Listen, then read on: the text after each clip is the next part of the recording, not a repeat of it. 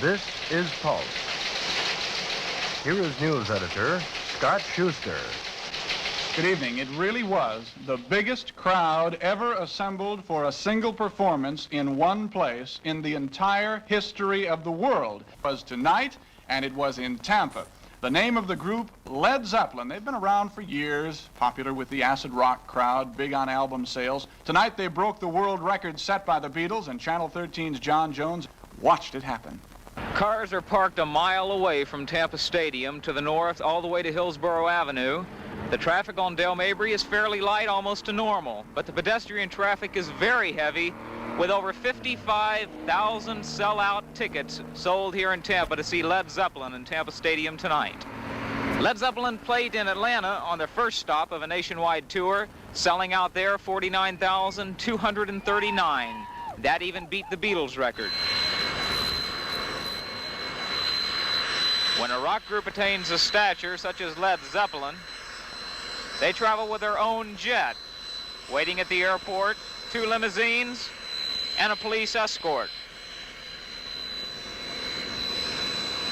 Just 40 minutes showtime, Led Zeppelin arrives here at Tampa Air Center at the Tampa International Airport.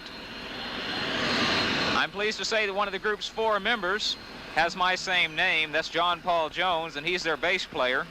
Jimmy Page is the lead guitarist. Robert Plant, lead singer, he's the one with the long curly hair. And John Bonham is the drummer. Wearing a t-shirt called Led Zeppelin 1973 Tour. They're going to be making 14 stops in America. Their names are Robert Plant, John Benham, Jimmy Page, and John Paul Jones. Robert, Jimmy, John, and John. Doesn't quite have the appeal of John, Paul, George, and Ringo, but they certainly do have the drawing power of the Beatles.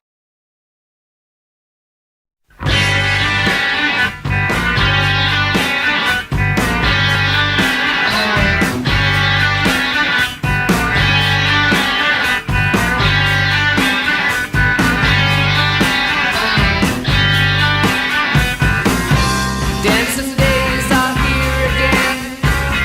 Summer evenings go. I got my flower, I got my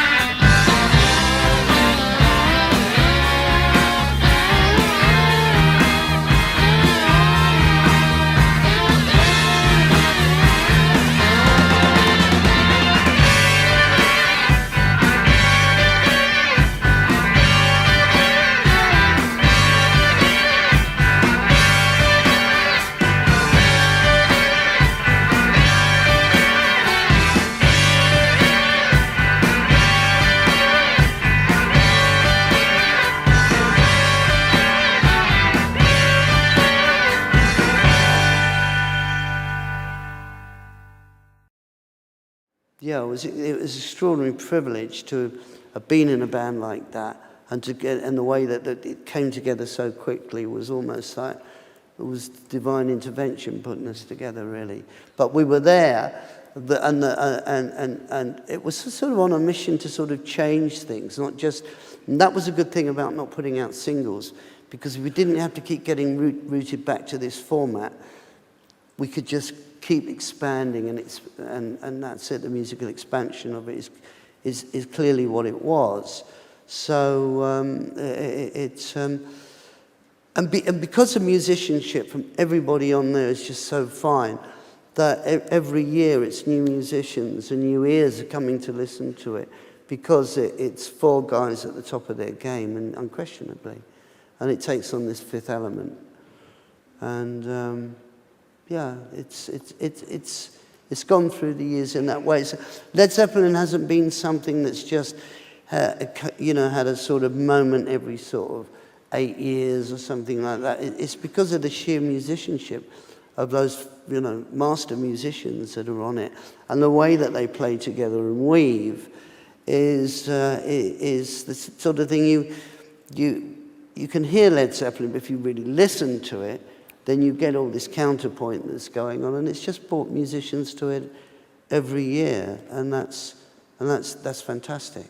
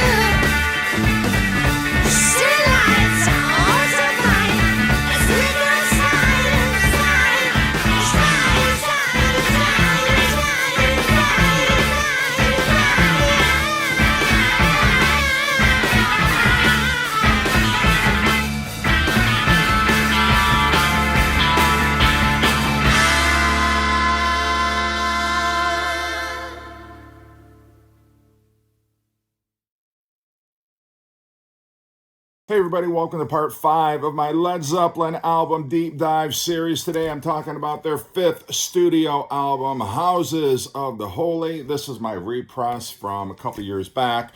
This is, if I had to guess, probably an 80s press of the album.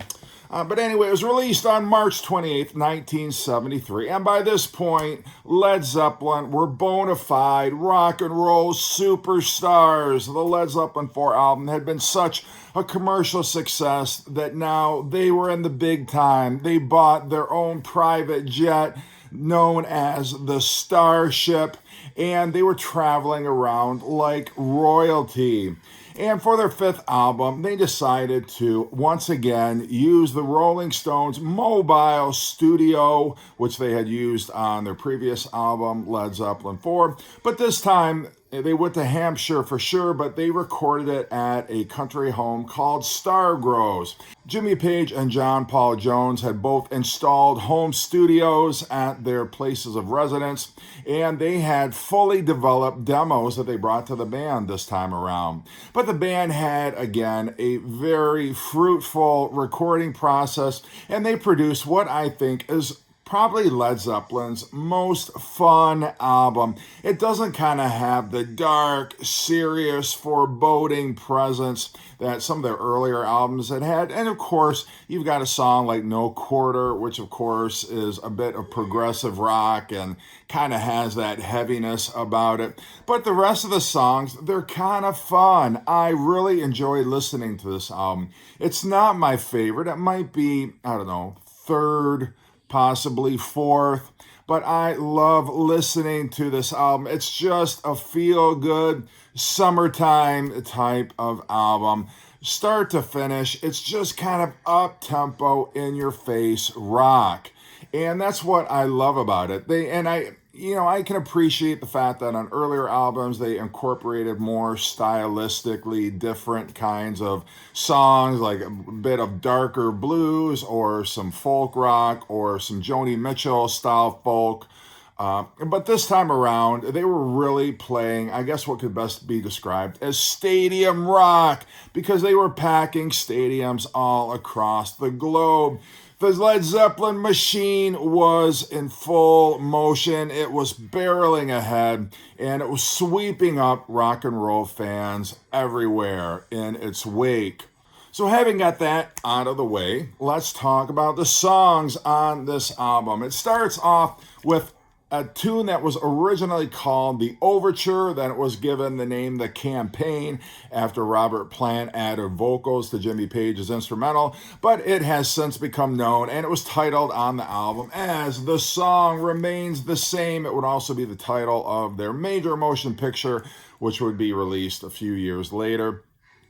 Kicks off with a guitar onslaught from Jimmy Page. He's using that double neck guitar, and he is just ripping it right out of the gate. I love it. It's almost got a jangly kind of a pop feel to it. I was a big fan of REM when I happened to get into Led Zeppelin. It kind of reminded me that opening a bit of, and I know you might think, what are you talking about? But like early kind of like jangly REM, but I love that guitar sound, and then it kind of settles down. You got a great Robert Plant vocal, starts moving along at a little bit of a slower pace, and then it picks back up. I love kind of the slow, then the fast, and the slow, and the heavy, and the light. It just incorporates all those best Led Zeppelin elements into the song, and it's just a bombastic masterpiece. Love it. And then I like the fact that it segues right into the Rain song, which is a gentle mellotron. For the first time, I think, Led Zeppelin using the mellotron,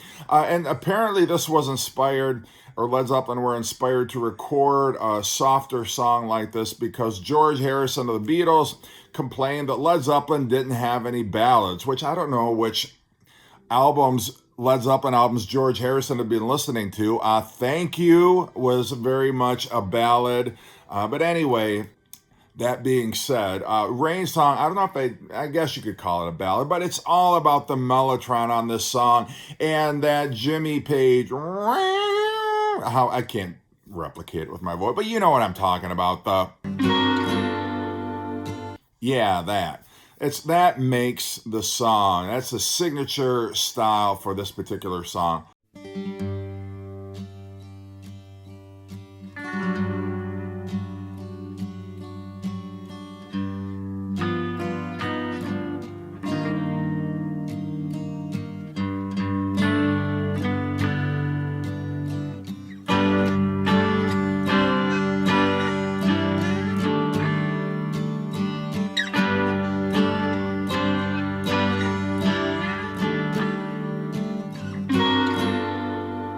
It is the springtime of my loving,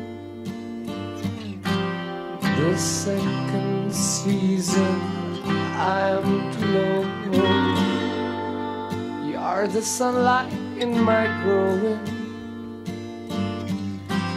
so little warmth I've felt before. It isn't hard to feel me glow. I watched the fire that grew so low.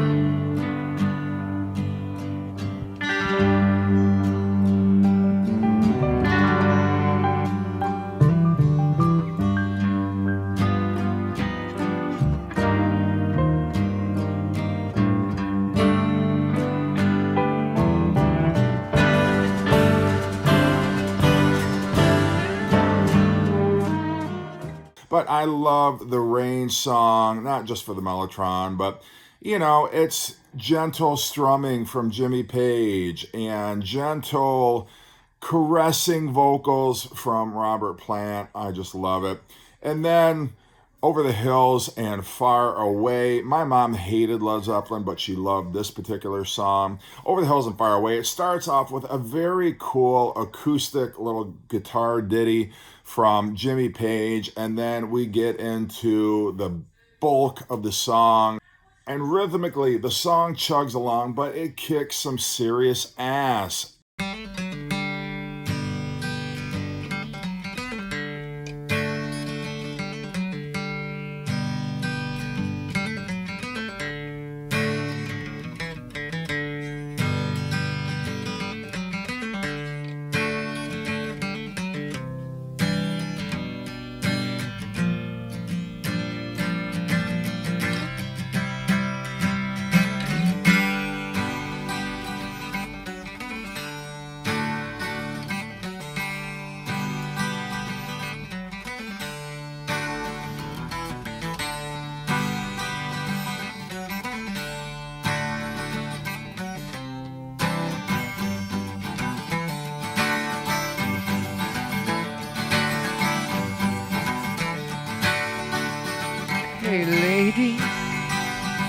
got the love I need. Maybe more than enough. Oh, darling, darling, darling, walk a while with me. Oh, you got so much, so much, so much.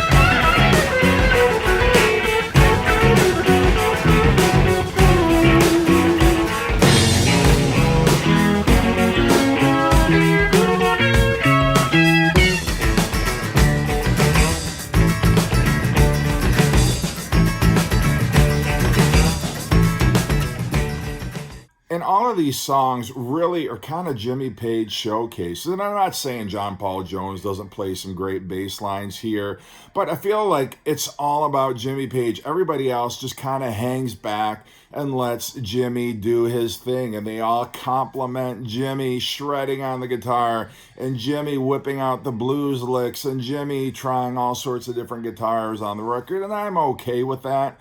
It's certainly, there's albums later on where you've got more of John Paul Jones on it, but Over the Hills and Far Away is, again, all about Jimmy and his great guitar work.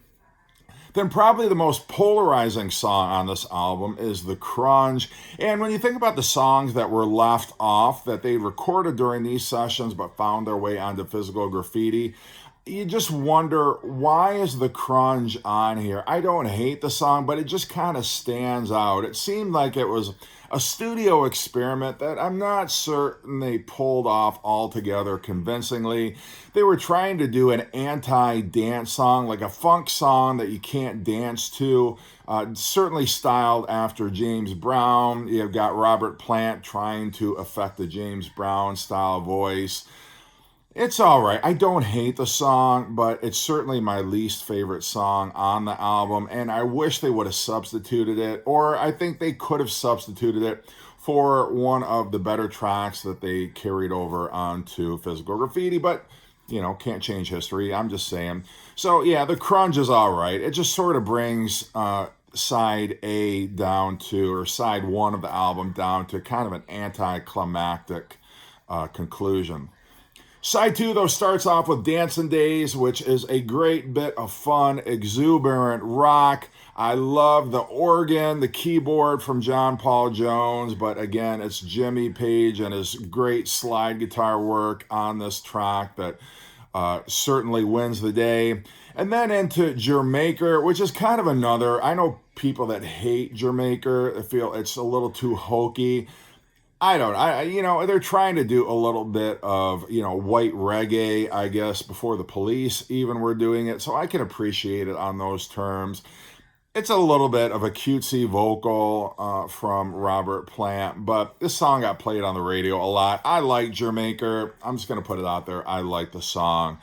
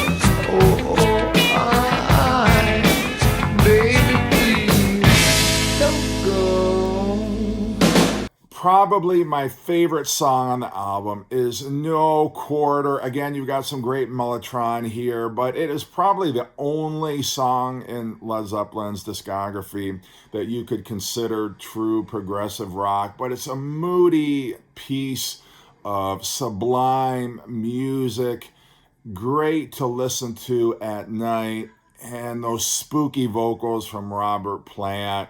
And I love the fuzzy guitar work from Jimmy Page, but it just kind of takes its time. And it sounds like if you wiped out Robert Plant's vocals, it sounds a bit like early Pink Floyd. Like I'm talking like late 60s, 1970 Pink Floyd. But anyway, great song.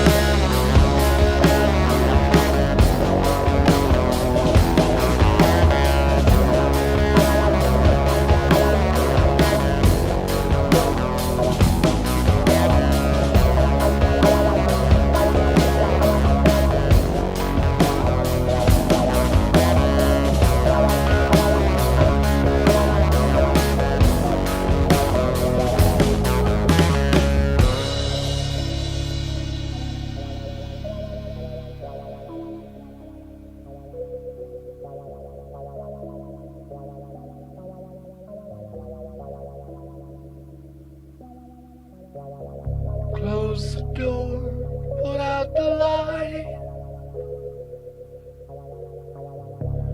No, they won't be home tonight. The snow falls hard, and don't you know? The winds of Thor are blowing cold. They're wearing steel that's bright and true. They carry together that must get through. Nature's a path where no one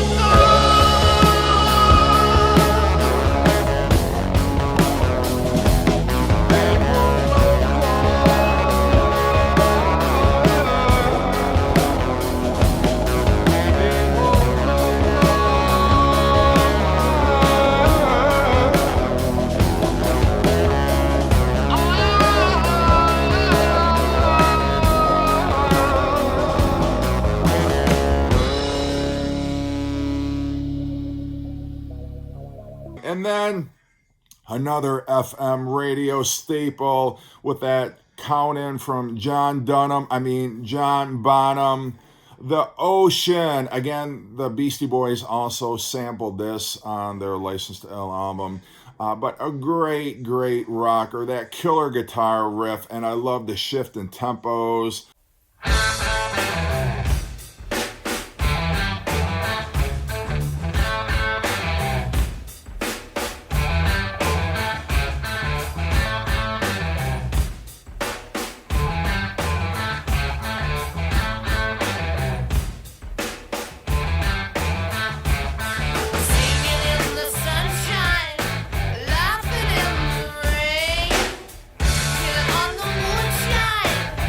Rockin'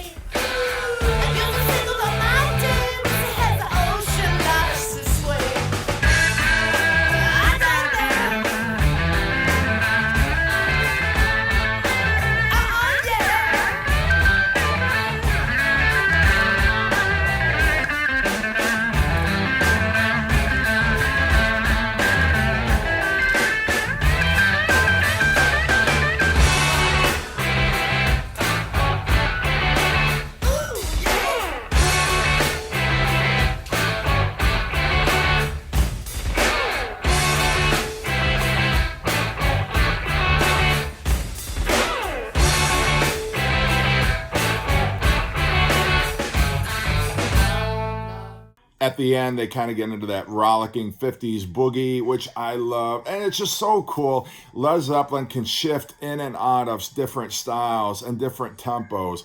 And it is just a kick-ass rock song. The Ocean is killer.